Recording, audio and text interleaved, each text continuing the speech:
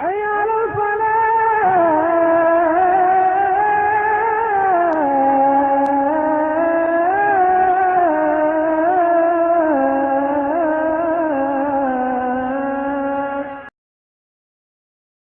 Subscribe کیجئے Islamic videos سب سے پہلے دیکھنے کے لیے۔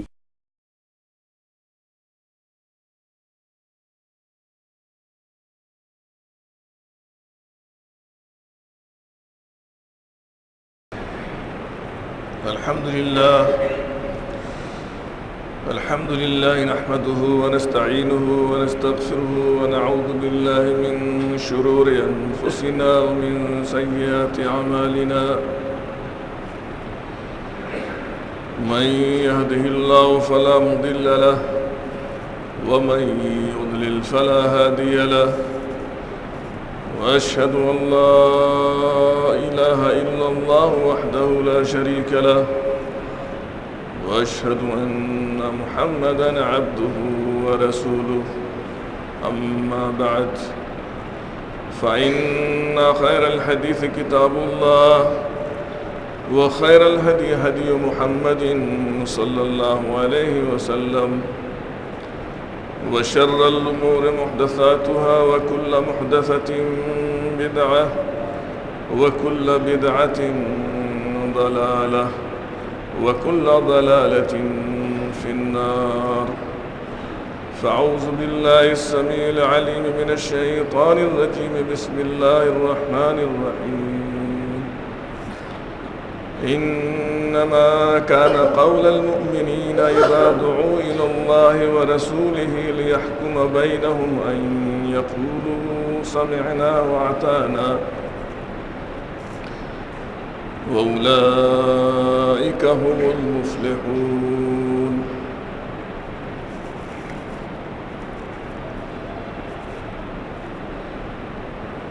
اسلامی اور دینی بھائیوں، محترم اساتذہ کرام، عزیز طلباء اور ملت کی ماں اور بہنوں،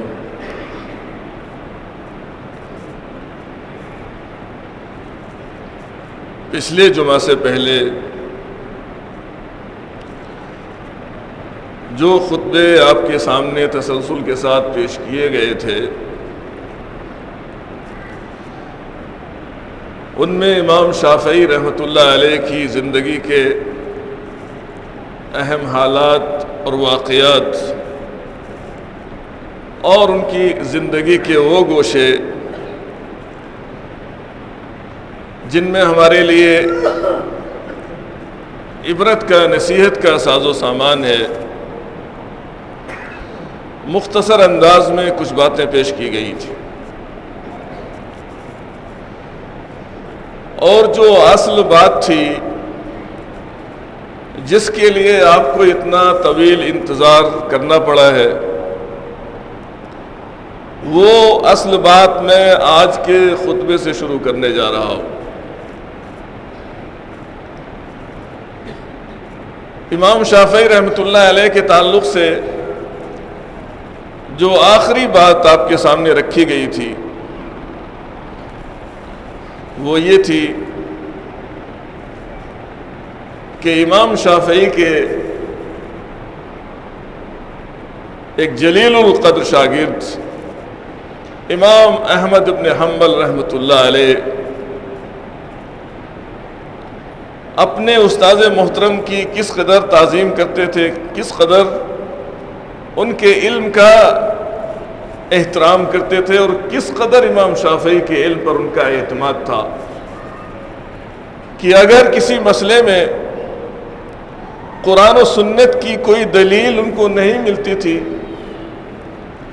تو امام شافعی کے فتوے کے مطابق فتویٰ دے دیا کرتے تھے۔ اتنا اعتماد امام شافعی رحمۃ اللہ علیہ کے علم پر تھا امام احمد بن حنبل رحمۃ اللہ علیہ کو۔ اس کے بعد امام شافعی کا اور ان کی زندگی کا جو سب سے عظیم کارنامہ ہے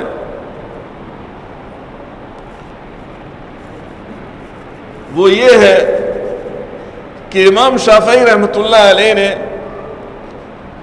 ایسے زمانے میں، ایسے دور میں، ایسے وقت میں جب لوگوں کی بڑی تعداد، مسلمانوں کی اچھی خاصی تعداد اللہ کے رسول صلی اللہ علیہ وسلم کی سنت سے ہٹ چکی تھی، دور ہو چکی تھی، لوگوں کے سامنے سوائے اپنے امام یا اماموں کے جو شاگرد ہوئے ان کے اقوال کے علاوہ دین کے نام پر کوئی چیز ان کو نہیں سنائی دیتی تھی۔ جتنے بھی درس و دروس ہوا کرتے تھے اور دینی مسائل بیان کیے جاتے تھے، کوئی بھی یہ جرأت نہیں کر سکتا تھا کہ یہ کہہ سکے کہ اللہ رب العزت نے یہ فرمایا ہے، اللہ کے رسول صلی اللہ علیہ وسلم نے یہ فرمایا ہے، اس کی دلیل قرآن و حدیث سے یہ ہے۔ امام شافعی رحمۃ اللہ علیہ کا یہ تجدیدی کارنامہ ہے۔ انہوں نے محسوس کیا کہ اس امت کے افراد اتنے کم عرصے میں اپنے اصل دین سے ہٹ چکے ہیں۔ اصل دین کیا ہے؟ اصل دین اللہ کی کتاب اور اللہ کے رسول صلی اللہ علیہ وسلم کی سنت ہے۔ اس کے علاوہ جتنی بھی چیزیں ہیں کوئی مستقل بذات نہیں ہے، سب اسی کتابیں۔ لہذا امام شافعی رحمۃ اللہ علیہ نے حدیث کی روایت کے اصول اور ضابطے مقرر فرمائے اور اس سلسلے میں ایک مستقل کتاب تصنیف فرمائی، جسے علماء کرام الرسالہ کے نام سے جانتے ہیں، کہ اللہ کے رسول صلی اللہ علیہ وسلم کی سنت کو روایت کرنے کے اصول کیا ہوں گے، ضابطے کیا ہوں گے، کب حدیث رسول قبول کی جائے گی، کب قبول نہیں کی جائے گی، اور قیامت تک جب تک یہ علم موجود ہے دنیا کے اندر، امام شافعی کا احسان دنیا کے مسلمان نہیں بھول سکتے۔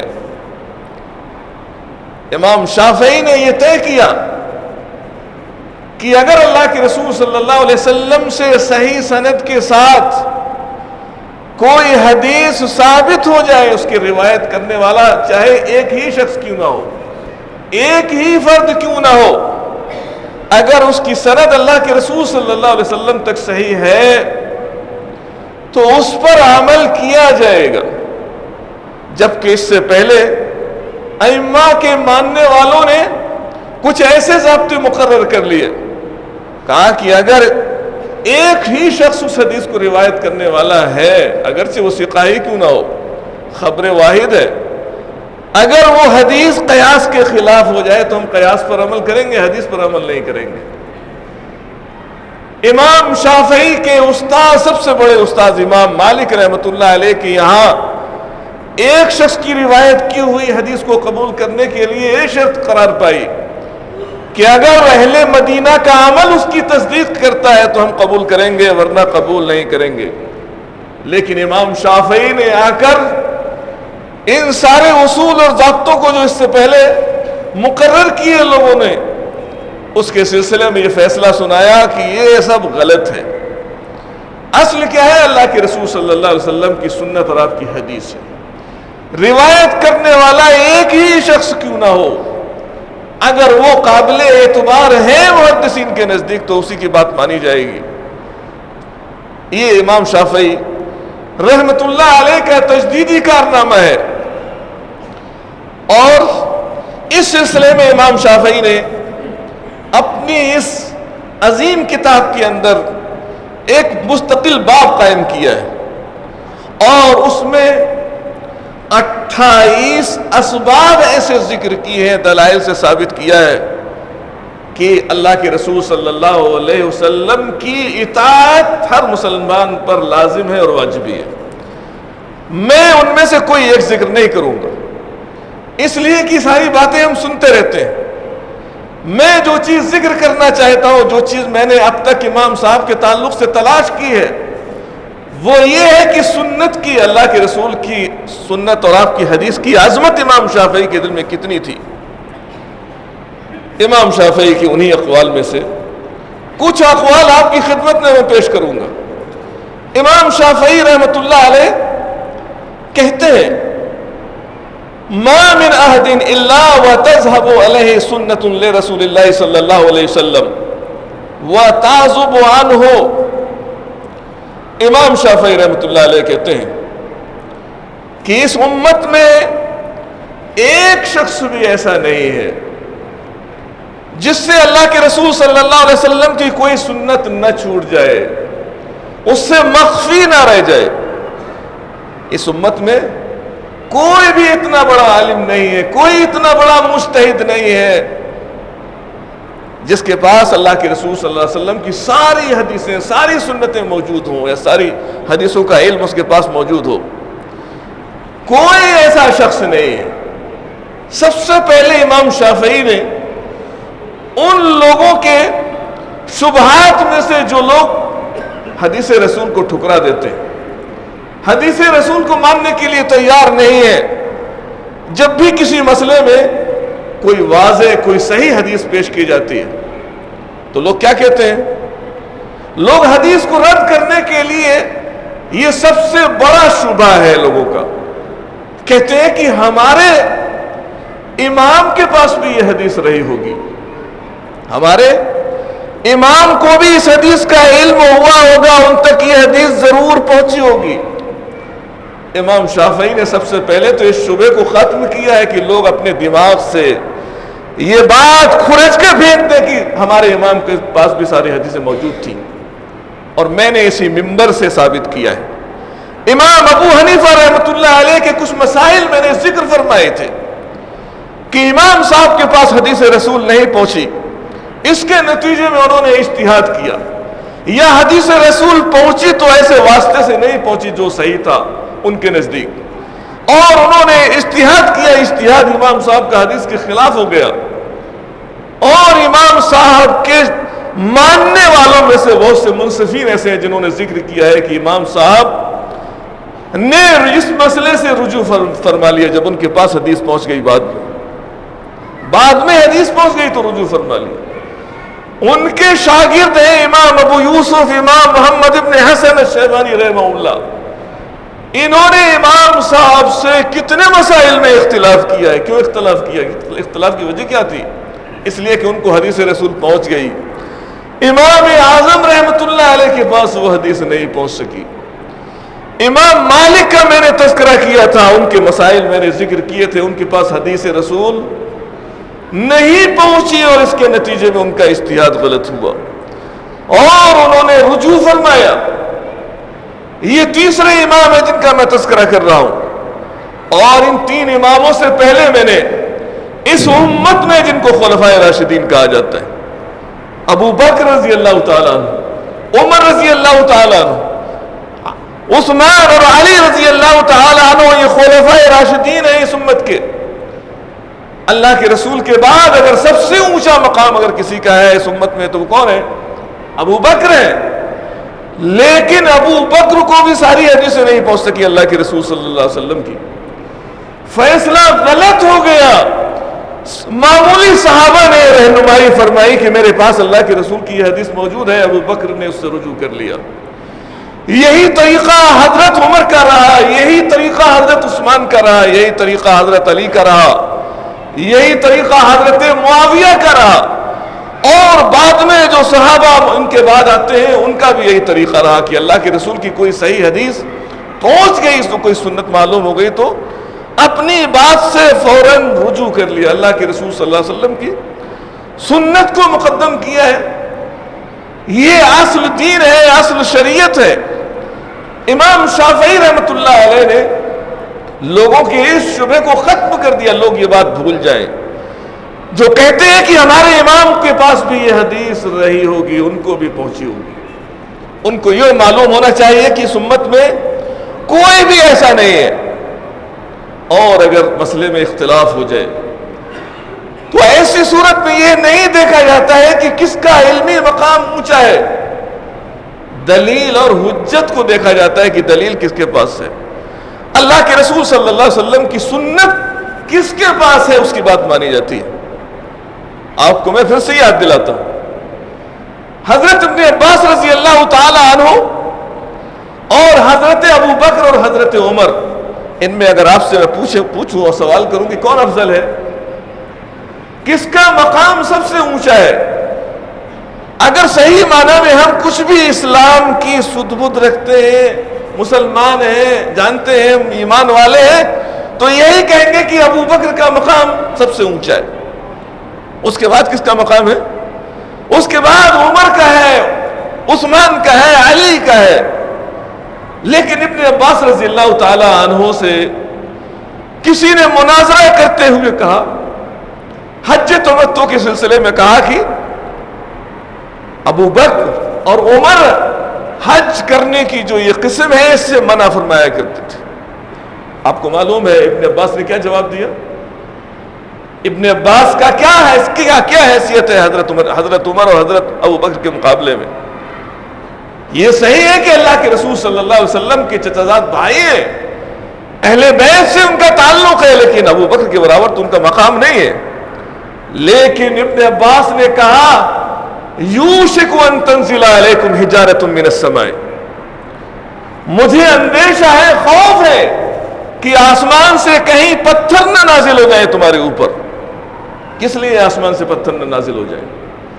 اللہ کے رسول صلی اللہ علیہ وسلم کی سنت اور آپ کے طریقے کی مخالفت کے نتیجے میں آسمان سے آپ کے اوپر پتھر نازل ہو سکتے ہیں۔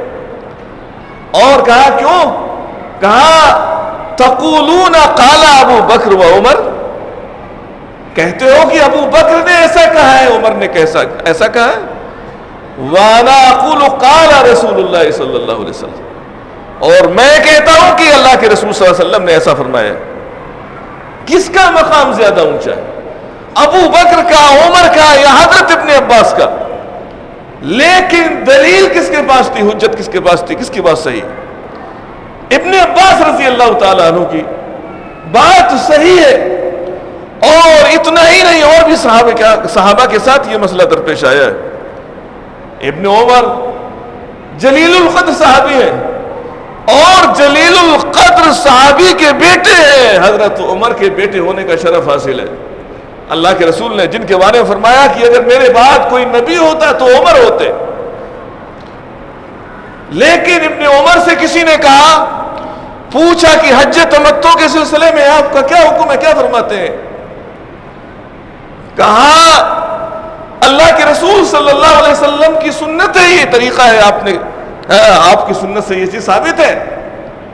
لوگوں نے کہا کہ آپ کے ابا جان تو اس سے منع فرماتے ہیں۔ آپ کو معلوم ہونا چاہیے بیٹے نے کیا جواب دیا؟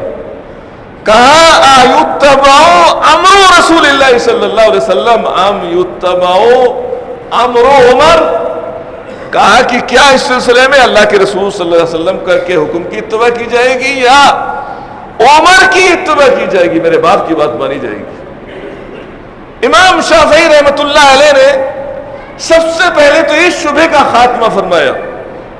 جو لوگ حدیث کو یہ کہتے ہوئے رد کر دیتے ہیں کہ نہیں ہمارے پاس بھی اس حدیث کا علم رہا ہوگا، پہنچی ہوگی یہ حدیث، تو یہ لوگ اپنے ذہن سے یہ بات نکال دیں، کوئی امت میں ایسا نہیں ہے۔ اور اس کے بعد کیا فرماتے ہیں دیکھیں، کہتے ہیں مہما قلت من قول او اصلت من اصل فیہ عن رسول اللہ صلی اللہ علیہ وسلم خلاف ما قلت فالقول ما قال رسول اللہ صلی اللہ علیہ وسلم وهو قولی۔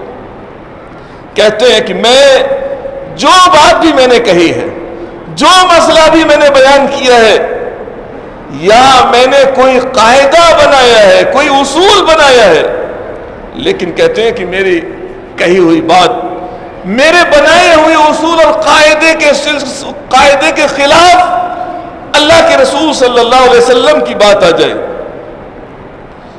اور اللہ کے رسول صلی اللہ علیہ وسلم سے ثابت ہو جائے تو کس کی بات مانی جائے گی؟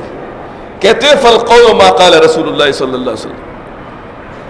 تو صحیح بات یہ ہے کہ اللہ کے رسول صلی اللہ علیہ وسلم کی بات پر عمل کیا جائے گا، آپ کی سنت، آپ کی حدیث پر عمل کیا جائے گا۔ اور کہتے ہیں کہ وہ قولی، لوگ یہ سمجھے کہ وہی میرا بھی قول ہے، میری تنبیہ تقلید مت کرنا، اور میرے قول پر یہ کہتے ہوئے نہ ڈٹے رہنا کہ ہمارے امام صاحب کو بھی یہ حدیث پہنچی ہو.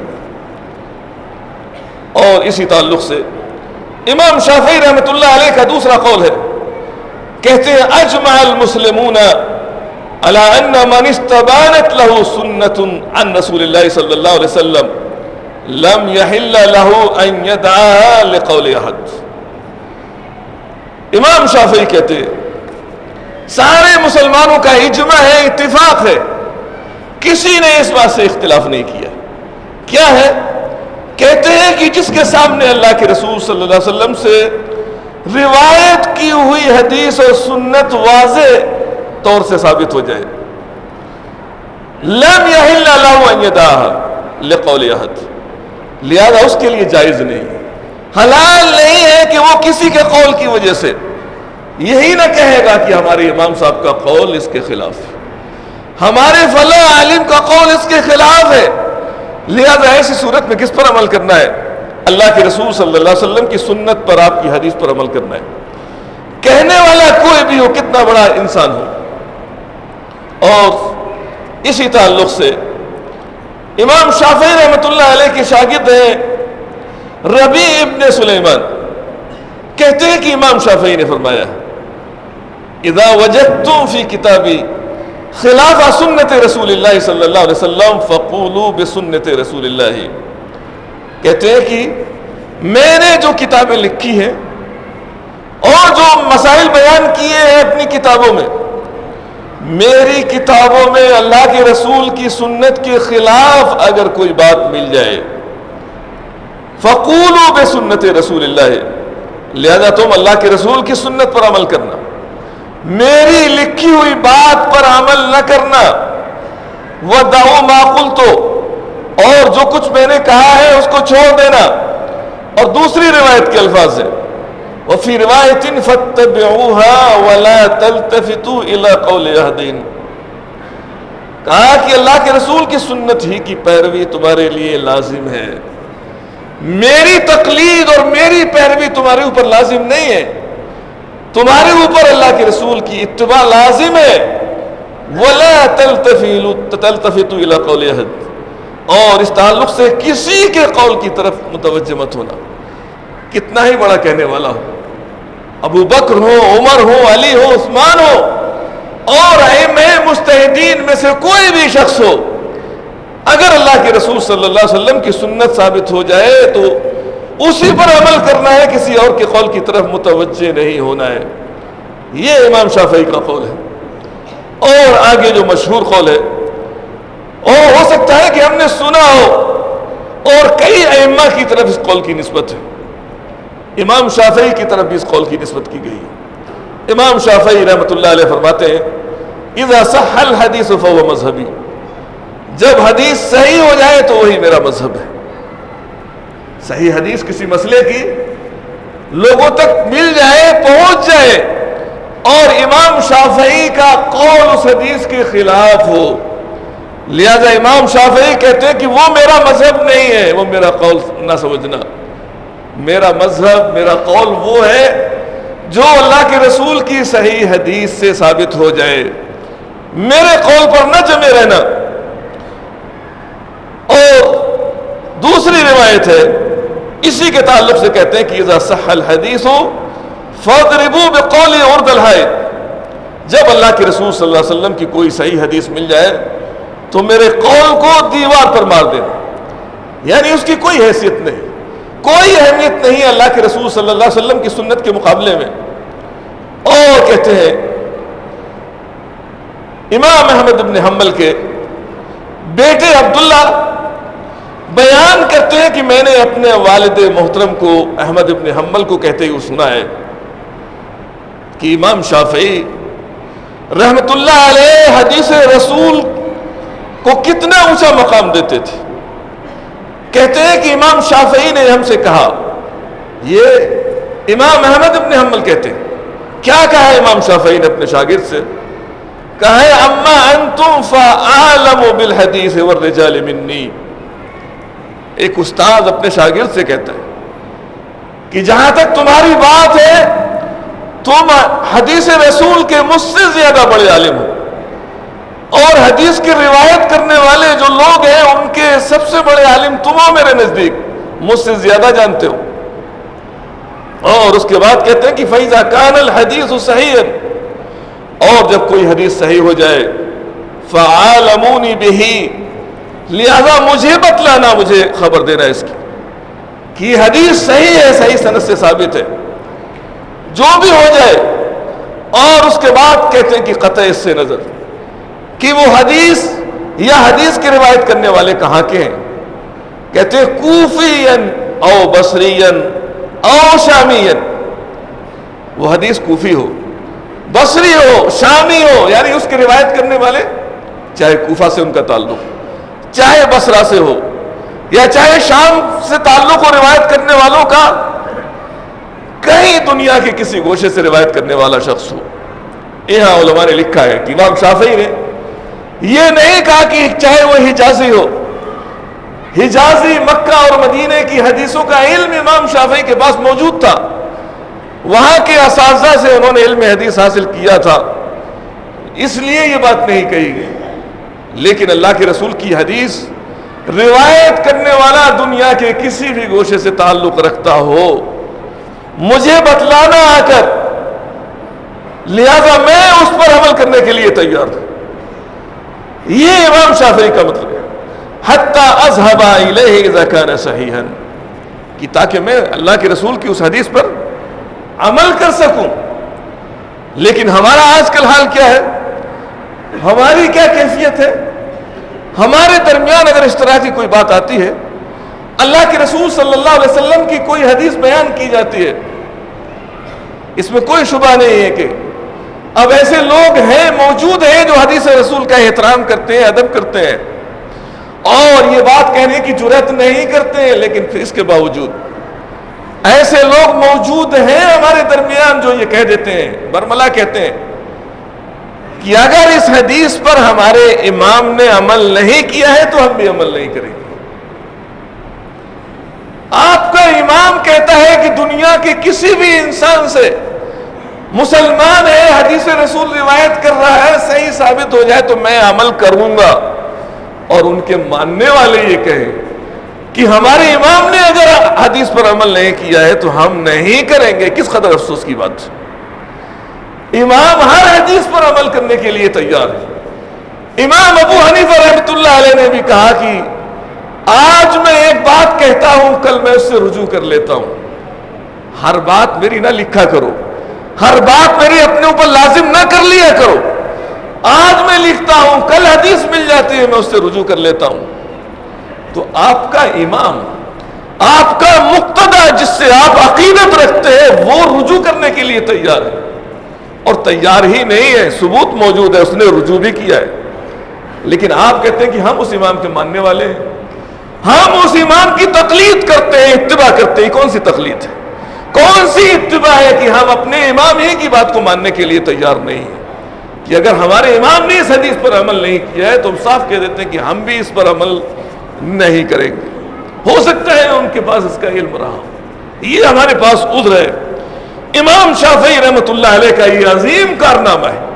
اور جب تک دنیا قائم ہے اور جب بھی لوگ اصل دین سے پیچھے ہٹیں گے، امام شافعی کے طریقوں کو ضرور اپنائیں گے، یاد کریں گے کہ اصل شریعت، اصل دین کیا ہے؟ قرآن اور حدیث ہے. اور اس کا ثبوت یہ ہے کہ امام شافعی رحمۃ اللہ علیہ کے سلسلے میں صحیح روایات سے یہ ثابت ہے. کہتے ہیں کہ امام شافعی جب بغداد پہنچے ہیں، اس وقت بغداد کی جو سب سے بڑی مسجد تھی، جامع بغداد جس کو کہا جاتا ہے، اس مسجد میں 40 سے زیادہ دروس کے حلقے قائم ہوتے تھے. اور بعض روایات میں 50 کا ذکر ہے. 50 کے آس پاس درس قائم ہوا کرتے تھے. علماء کرام ہر درس میں موجود ہوا کرتے تھے. لیکن کسی بھی حلقے درس میں کسی نے امام شافعی سے پہلے یہ آواز نہیں سنی کہ جو یہ کہتا ہو کہ اللہ رب العزت نے اپنی کتاب میں یہ فرمایا ہے، اللہ کے رسول نے یہ فرمایا ہے. کیا کہتے تھے لوگ؟ امام شافعی کہتے ہیں کہ حدثنا مشایخنا واساتذتنا، ہمارے مشائخ نے یہ بات بیان کی ہے، ہمارے اساتذہ نے یہ بیان کی. کسی کی جرأت نہیں تھی جو یہ کہہ سکے کہ جو مسائل بیان کیے جا رہے ہیں قرآن و حدیث سے اس کی دلیل کیا ہے. امام شافعی رحمت اللہ علیہ نے، راوی کا بیان ہے، ایک ایک حلقے میں بیٹھ کر قال اللہ و قال الرسول صلی اللہ علیہ وسلم کی صدائیں بلند کی ہے. اور راوی کہتا ہے کہ ایک بھی حلقہ ایسا باقی نہیں رہا اس مسجد کے اندر جس میں قال اللہ و قال الرسول نہ کہا ہو امام شافعی نے. تو یہ امام شافعی کا تجدیدی کارنامہ ہے کہ لوگوں کو، اس امت کے افراد کو جو اصل دین سے ہٹ گئے اور اپنے اماموں کی اندھی تقلید میں مبتلا ہو گئے، قرآن و حدیث کو انہوں نے چھوڑ دیا. امام شافعی نے پھر سے یہ عہد کیا کہ اس امت کو قرآن اور حدیث کی طرف واپس لوٹانا ہے. ہمیشہ یہ فکر رہی، اور ان کے جو آگے اقوال آ رہے ہیں اس سے یہی بات معلوم ہوتی ہے. زندگی کی آخری لمحات تک امام شافعی نے یہی کوشش کی ہے، اور اس میں امام شافعی کامیاب ہے. آپ کے اس ہندوستان میں اگر عمل بالحدیث کا ذکر کیا جائے، تذکرہ کیا جائے، 16ویں اور 17ویں عیسوی تک پورا ہندوستان کے مسلمانوں کی اکثریت شرک اور بدعات میں مبتلا تھی، اور دین کے نام پر سوائے رسم و رواج کی اور کوئی چیز نہیں جانتی تھی. بدعات کی بھرمار تھی، اور کوئی یہ کہنے والا نہیں تھا کہ قرآن سے اس مسئلے کی دلیل کیا ہے، حدیث سے اس مسئلے کی دلیل کیا ہے. اللہ تعالیٰ غریق رحمت کرے خانوادہ ولی اللہ کو، اور بالخصوص اس خانوادے کے جو سردار ہیں ولی اللہ محدث دہلوی رحمت اللہ علیہ کو. جب یہ ہندوستان سے ہجرت کر کے، سفر کر کے حجاز گئے، مکہ گئے، مدینے گئے، وہاں کے علماء اکرام سے حدیث کا علم حاصل کیا، اور حدیث کا علم حاصل کرنے کے بعد ہندوستان واپس آئے. واپس آنے کے بعد انہوں نے عمل بالحدیث کی ابتدا کی، اور اس مشن کو اور اس مہم کو ان کے بیٹوں نے، ان کے پوتوں نے، اور ان کے پوتوں کے جو شاگرد ہیں ان میں سب سے اہم شخصیت نذیر حسین محدث دہلوی کی ہے. انہوں نے اس مشن کو پائے تکمیل تک پہنچایا. جو حدیث کا علم یا سنت رسول پر عمل کرنے کی جو شکلیں ہم کو نظر آ رہی ہیں، یہ انہی علماء اکرام کی مرہون منت ہیں. انہوں نے علم حدیث کو زندہ کیا ہے. ثبوت کے طور پر میں ایک واقعہ آپ کے گوشے گزار کرتا ہوں کہ یہاں علم حدیث کا کیا مقام تھا اور کیا حیثیت تھی.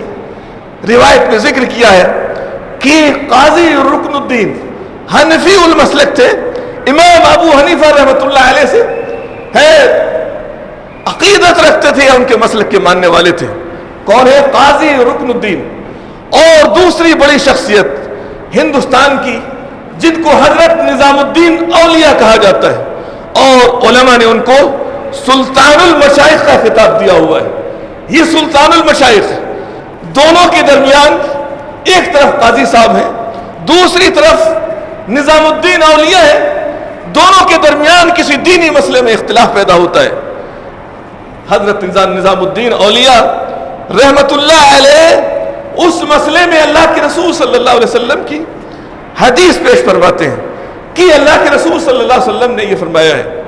لیکن قاضی رکن الدین سننے کے بعد کہتے ہیں کہ تمہیں اللہ کے رسول کی حدیث سے کیا واسطہ ہے؟ اگر تمہارے پاس کوئی دلیل ہے تو امام اعظم ابو حنیفہ رحمت اللہ علیہ کا قول پیش کرو. اس مسئلے کی اگر کوئی دلیل ہے تو امام اعظم کا قول لے کر آؤ، تب میں تسلیم کروں گا، مانوں گا. یہ تھا ہمارے ہندوستان میں علم حدیث کا حال. اللہ کے رسول صلی اللہ علیہ وسلم کی سنت کے تعلق سے یہ عقیدہ تھا کہ ہم حدیث کو تسلیم نہیں کرتے ہیں، تبھی مانیں گے جبکہ امام ابو حنیفہ رحمت اللہ علیہ کا قول لے کر آؤ. نظام الدین اولیاء نے جواباً کہا، افسوس ہوتا ہے، تعجب کا اظہار فرمایا، کہا سبحان اللہ، تعجب ہے تمہارے اوپر، میں حدیث رسول پیش کرتا ہوں، اللہ کے رسول کی سنت پیش کرتا ہوں، اور تم کہتے ہو کہ امام ابو حنیفہ رحمت اللہ علیہ کا قول لے کر آؤ. یہ حال تھا ہمارے ہندوستان کے اندر علم حدیث کا. جبکہ امام ابو حنیفہ رحمۃ اللہ علیہ کی صریح اقوال ان کے موجود ہیں اس تعلق سے، جن کو میں نے پیش کیا ہے، اور صاف الفاظ میں امام صاحب نے یہ کہا ہے کہ اذا صح الحدیث فہو مذہبی، جب کوئی حدیث صحیح ہو جائے تو وہی میرا مسلک ہے، میرا مذہب ہے. لیکن ماننے والے امام صاحب کے اس مسلک کو تیار نہیں. تو آج صحیح معنی میں اتباع کرنے والا کون ہے، پیروی کرنے والا کون ہے؟ کوئی بھی مسئلہ آ جائے، اگر صحیح حدیث اس میں مل جائے، وہی امام کا قول چھوڑ کے حدیث رسول پر عمل کرے، وہی امام صاحب کا صحیح معنی میں متبع ہے، عقیدت مند ہے. یہ حال تھا آپ کے ہندوستان میں عمل بالحدیث کا. انشاءاللہ زندگی رہی تو پھر اسی سلسلے میں گفتگو ہوگی. اللہ تعالیٰ سے دعا ہے کہ ہمارے دلوں کے اندر بھی اللہ کے رسول صلی اللہ علیہ وسلم کی سنت کی عظمت اتار دے، اور اللہ کے رسول صلی اللہ علیہ وسلم کی حدیث اور آپ کی سنت پر عمل کرنے کی سارے مسلمانوں کو توفیق عطا فرمائے. وآخر دعوانا الحمدللہ رب العالمین.